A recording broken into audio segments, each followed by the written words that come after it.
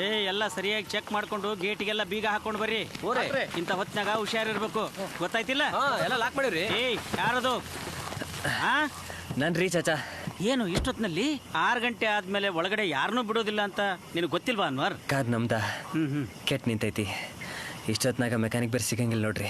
ರೋಡ್ನಾಗ ಯಾಕೆ ನಿಲ್ಸದಂತ ಇಲ್ಲಿ ತಂದೇರಿ ಪಾರ್ಕ್ ಮಾಡೋದಕ್ಕೆ. ಅಲ್ಲೋ ಅದು ಹಾತ್ ಬಿಡ್ರಿ, ಮತ್ತ ನಿಮಗೆ ತ್ರಾಸ ಆಗಂಗಿದ್ರ ನಾ ತಗೋ. ಸರಿ ಸರಿ ಬಿಟ್ಟು.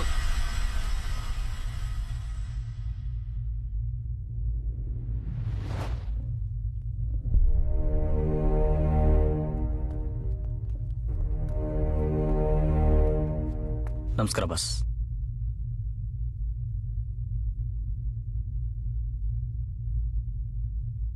ಫೀಲ್ಡ್ಗೆ ಎಂಟರ್ ಆಗೋದು ಸುಲಭ, ಆದರೆ ಹೆಸರು ಮಾಡೋದು ಅಷ್ಟೇ ಕಷ್ಟ.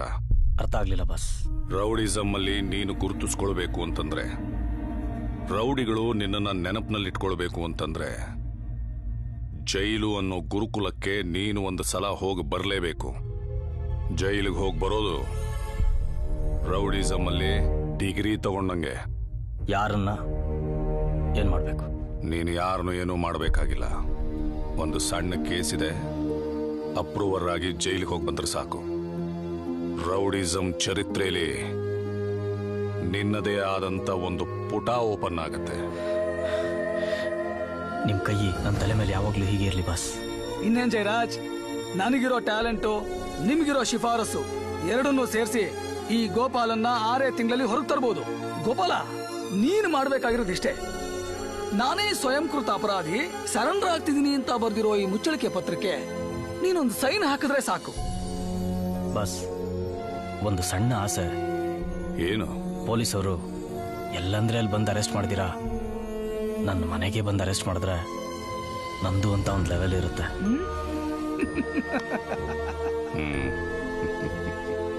ನಿನಗೆ ಸೈನ್ ಹಾಕಕ್ ಬರುತ್ತಾ? ನನ್ನ ಹೆಸರು ಬರಿತೀನಿ ಸರ್.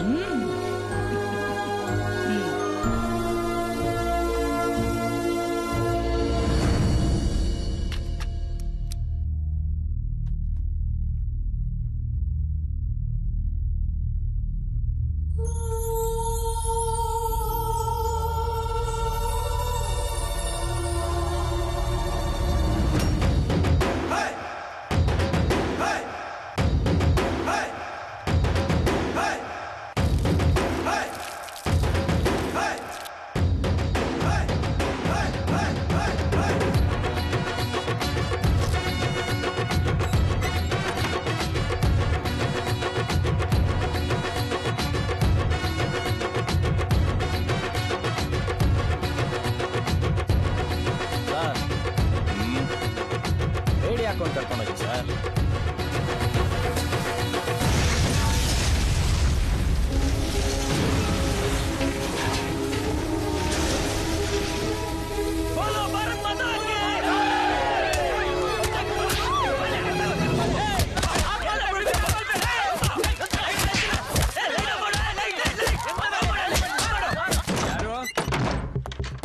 ಕೃಷ್ಣ ಅಂದ್ರೆ ಯಾರ್ರಿ? ನನ್ ಮಗ ಸರ್. ಯಾಕೆ ಸರ್? ಏಯ್ ಸರ್ಚ್ ಮಾಡ್ರಿ. ಎಲ್ರಿ ಅವನು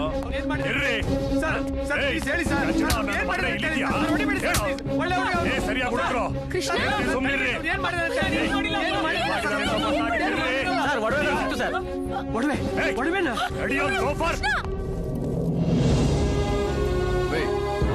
ಜೀಪ್ ತಗೊಂಡ್ಬರ್ರಿ ಸರ್.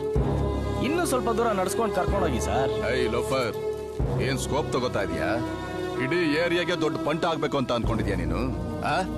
ಆ ನಾಯಿ ಸತ್ಯನ್ ಸಾಯಿಸಿದ್ಯಲ್ಲ, ಅದಕ್ ಬೇಜಾರಾಗ್ತಾ ಇಲ್ಲ. ಡ್ಯೂಟಿ ಮೇಲಿರೋ SI ನ ಸಾಯಿಸಿದ್ಯಲ್ಲ, ಅದಕ್ಕೆ ಬೇಜಾರಾಗ್ತಿರೋದು. ಸತ್ಯ ಸತ್ತೋದ್ನ ಎಸ್ಐನ ನಾನ್ ಕೊಲೆ ಮಾಡ್ದ? ಏನ್ ಮಾತಾಡ್ತಾ ಇದೀರಾ ಸರ್? ನಮ್ ತಾಯಿ ನನಗೇನು ಗೊತ್ತಿಲ್ಲ ಸರ್. ಸಾಲೇ ಮಗನೇ, ಈ ಕೇಸಲ್ಲಿ ನಿನ್ನ ಹೆಂಗ್ ಫಿಟ್ ಮಾಡ್ತೀನಿ ಅಂದ್ರೆ ಜೀವನ ಪರ್ಯಂತ ಜೈಲ್ ಕಂಬಿ ಸಿಲ್ವರ್ ತಟ್ಟನೆ ಖಾಯಂ ಆಗ್ಬೇಕು ನಿನ್ಗೆ. ನಾನು ಯಾರು ಕೊಲೆ ಮಾಡಿಲ್ಲ ಸರ್. ಜಯರಾಜನ ಕೇಸ್ ಒಪ್ಕೊಂಡೆ ಸರ್. ಆ ಜಯರಾಜ ಈ ಕೇಸ್ ಹಾಕ್ಸಿದ್ದಲ್ಲ, ಯಾವ್ದೋ ಒಂದು ಸಣ್ಣ ಕೇಸ್ ಅಂದ್ರು ಸರ್. ಮರ್ಡರ್ ಕೇಸ್ ಅಂತ ನಮ್ ತಾಯಿ ಗೊತ್ತಿಲ್ಲ ಸರ್. ಬಿಟ್ಬಿಡಿ छोड़ो उसे, उसने कुछ नहीं किया। अनवर, मेरा बेटा, मेरा बेटा। 6 ಗಂಟೆ ಮೇಲೆ ಯಾರನ್ನೂ ಬಿಡಬಾರ್ದು ಅಂತ ರೂಲ್ಸ್ ಇದ್ರು, ಅವನನ್ನ ಯಾಕ್ರಿ ಒಳಗ್ ಬಿಟ್ರಿ? ಅವತ್ ರಾತ್ರಿ ಅವನು ಗಾಡಿ ತಂದು ನಿಲ್ಲಿಸ್ತೀನಿ ಅಂದಾಗ್ಲೇ ನಾವು ಬ್ಯಾಡ್ ಅಂದ್ವಿ ಸರ. ಈ ಕಾರ್ ನನ್ನ ಭಾವ್ ರಜಾಕದು ಫ್ರೆಂಡ್ಸ್ ಜೊತೆ ಹೋಗಿದ್ದಾಗ ಇಲ್ಲೇ ಗುಂಬಜ್ ಹತ್ರ ಕೆಟ್ಟ ನಿಂತು ಹೋಯ್ತು. ತಡ ರಾತ್ರಿಲಿ ಹೊರಗೆ ನಿಲ್ಸೋದು ಬೇಡ ಅಂತ ನಾನೇ ಇಲ್ಲಿಗೆ ತಂದೆ ಅಂತ ಹೇಳ್ದೆ. ಅದು ಅಲ್ದ ಮಾರನೇ ದಿನ ಅಕ್ಕನ ಮದುವೆ ಅಂತ ತುಂಬಾ ಕೇಳ್ಕೊಂಡ ಸರ. ವರ್ಷಾನ್ಗಟ್ಲೆ ಇಲ್ಲೇ ಗೈಡ್ ಆಗಿದ್ದವನು, ಪರಿಚಯದ ಹುಡುಗ ಅಂತ ನಾವು ಬಿಟ್ವಿ.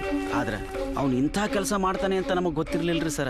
ರಜಾಕ್ ಇವನೇ ತಾನೆ? ಹಾ, ಇವನೇ ರೀ ಸರ. ಇವನ್ ಪೂರ್ತಿ ಹೆಸರು Syed Abdul Khan, most wanted terrorist. Anwar ಇವನ್ ಜೊತೆ ಇದ್ದ ಅಂದ್ರೆ ಅವನು 100% ಟೆರರಿಸ್ಟೇ ಆಗಿರ್ತಾನೆ. ಇದರಲ್ಲಿ ನನ್ನ ಮಗಳದ್ದು ಏನೂ ತಪ್ಪಿಲ್ರಿ ಸರ್.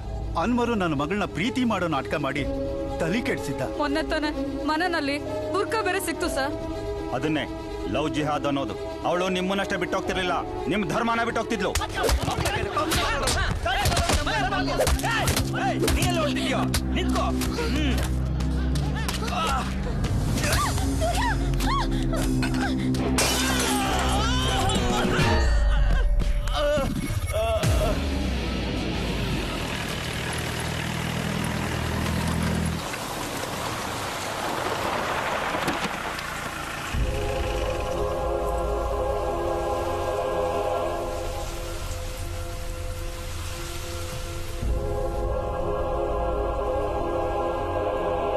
ಶಿವಣ್ಣ, ಓಪನ್ ಮಾಡ್ರಿ.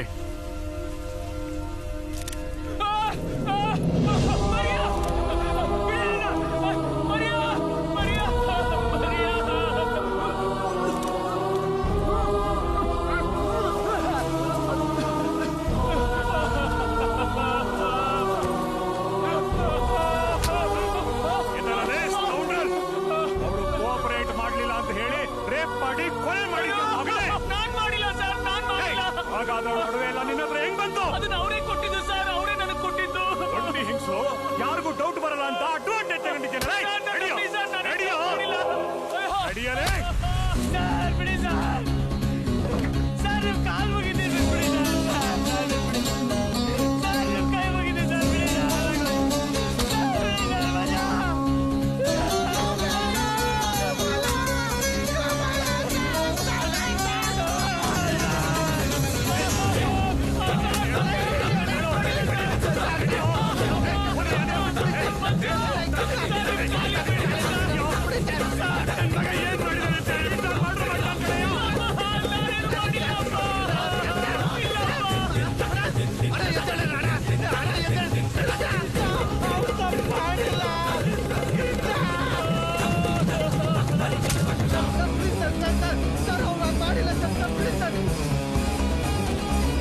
ನೀವು ಈ ಕೊಲೆ ಮಾಡಲಿಕ್ಕೆ ಕಾರಣ ಏನಾದ್ರೂ ಉಂಟಾ? ನಿಮಗೆ ಹಳೆ ವೈಷಮ್ಯ ಏನಾದ್ರೂ ಉಂಟಾ? ಎಂತ ಹೇಳ್ತೀರಿ ನೀವು? ಸರ್ ಸರ್ ಒಂದ್ ನಿಮಿಷ.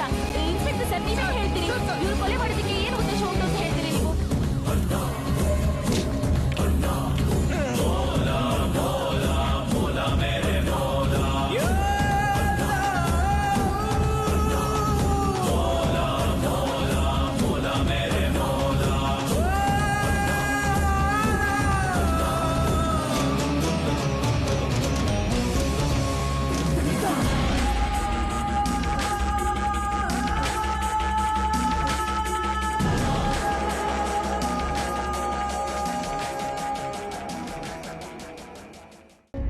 ಜಯರಾಜು ಒಂದು ಕ್ಷಣ ಯೋಚನೆ ಮಾಡಿದ್ದಿದ್ರೆ ಅಕ್ಕಿ ಗೋಪಾಲ ಜೈಲ್ ಸೇರ್ತಿರ್ಲಿಲ್ಲ. ಮಾಡದೇ ಇರೋ ಡಬಲ್ ಮರ್ಡರ್ ಕೇಸನ್ನ ಅಕ್ಕಿ ಗೋಪಾಲನ್ ತಲೆ ಕಟ್ಟಿದ್ರಿಂದ ಅವನಿಗೆ ಆಜೀವ ಕಾರಾಗೃಹ ಶಿಕ್ಷೆ ಸಿಗೋ ಹಾಗಾಯ್ತು. ಅವತ್ತು ಮರಿಯನ್ನ ಮರ್ಡರ್ ಮಾಡಿದ್ದು ಪಕ್ಕದ ಮನೆಯಲ್ಲಿದ್ದ ಒಬ್ಬ ಅರೆ ಹುಚ್ಚ. ಆ ಸತ್ಯನ ಆ ಹುಚ್ಚನ ಮನೆಯವರು ಒಪ್ಕೊಂಡ್ಬಿಟ್ಟಿದ್ದಿದ್ರೆ ಕೃಷ್ಣನ್ ಜೀವನ ದಿಕ್ಕೇ ಬದಲಾಗ್ತಿತ್ತು. ಆದರೆ ಕೃಷ್ಣ ಕೊಲೆ ಮಾಡಿದ್ದು ಒಬ್ಬ ಗರ್ಭಿಣಿ ಮಹಿಳೆನ ಅಂತ ನ್ಯಾಯಾಲಯ ಅವನಿಗೆ ಆಜೀವ ಕಾರಾಗೃಹ ಶಿಕ್ಷೆ ವಿಧಿಸ್ತು. ಸಮಾಜ ಸುಧಾರಿಸ್ತೀನಿ ಅಂತ ವೈಯಕ್ತಿಕ ದ್ವೇಷ ಇಟ್ಕೊಂಡು ಆ ಕಾರ್ಯಕರ್ತ ಅವತ್ತು ಹಲ್ಲೆ ಮಾಡದೆ ಹೋಗಿದ್ದಿದ್ರೆ ಸೂರ್ಯ ಅರೆಸ್ಟ್ ಆಗ್ತಿರ್ಲಿಲ್ಲ. ಅವತ್ತ ಮಾಡ್ರು ದೊಡ್ಡ ರಾಜಕೀಯ ಗೊಂದಲ ಸೃಷ್ಟಿ ಮಾಡ್ತು. ಅದಕ್ಕೆ ಸೂರ್ಯನ್ ಸಿಕ್ಕಿದ್ದು 18 ವರ್ಷ ಜೈಲು ಶಿಕ್ಷೆ. ಉಗ್ರವಾದಕ್ಕೋಸ್ಕರ ದೇಶಾಭಿಮಾನಿಯಾಗಿದ್ದ ಅನ್ವರ್ ಮುಗ್ಧತೆಯನ್ನು ಬಳಸ್ಕೊಳ್ದೆ ಹೋಗಿದ್ದಿದ್ರೆ ಅವನಿಗೆ ದೇಶದ್ರೋಹಿ ಪಟ್ಟ ಸಿಗ್ತಿರ್ಲಿಲ್ಲ. ಭಯೋತ್ಪಾದನೆಗೆ ಸಹಾಯ ಮಾಡ್ದ ಅನ್ನೋ ಕಾರಣಕ್ಕೆ ಅನ್ವರ್ಗೆ 14 ವರ್ಷ ಜೈಲು ಶಿಕ್ಷೆ ಆಯಿತು. ಹೀಗೆ ಏನು ತಪ್ಪು ಮಾಡದೇ ಇರೋ ನನ್ನ ಸ್ನೇಹಿತರು ಜೈಲು ಸೇರಿದ್ರು. ಮತ್ತೆ ಅವರು ನನಗೆ ಸಿಗಲ್ಲ ಅಂದ್ಕೊಂಡೆ. ಆದರೆ ವಿಧಿ ಆಟನೇ ಬೇರೆ ಇತ್ತು.